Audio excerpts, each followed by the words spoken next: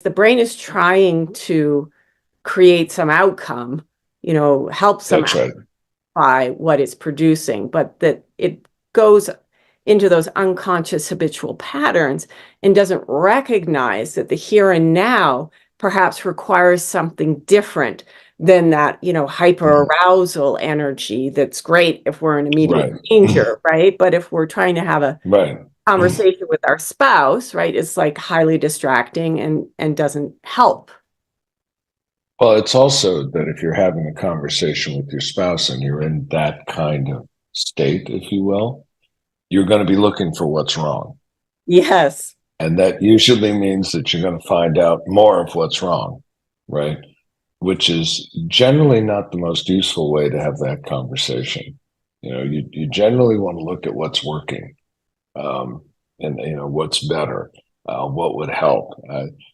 When I used to do a lot of work with couples, they'd always want to talk about the problem, or the problems, depending on their particular variety.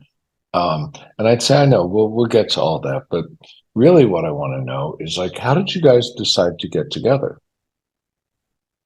Right? Because almost always what's happened over time is they no longer do the things they did when they got together. Mhm.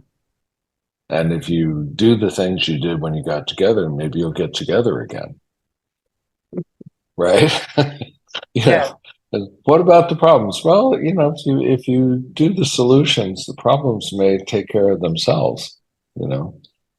So it's a way that the brain is wonderfully organized to detect difference and minimize its discomfort. And so these survival strategies that were developed, sometimes in traumatizing situations, sometimes not, they worked.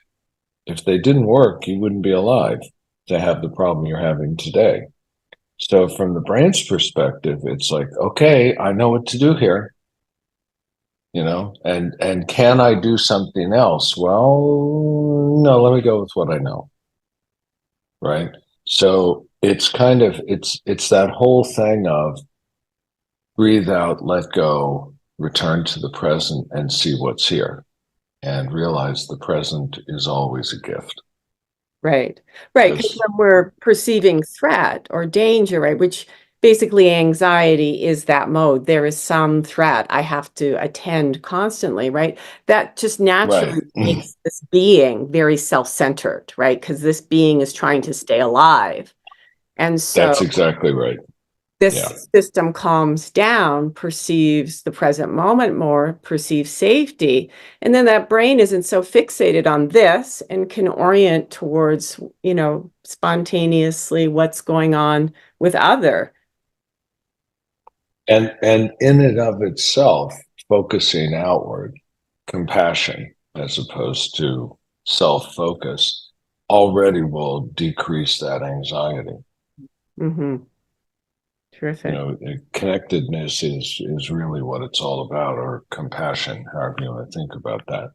At core, we're all compassion, and the more you can just return to the present, regardless, everything is possible. Mm-hmm.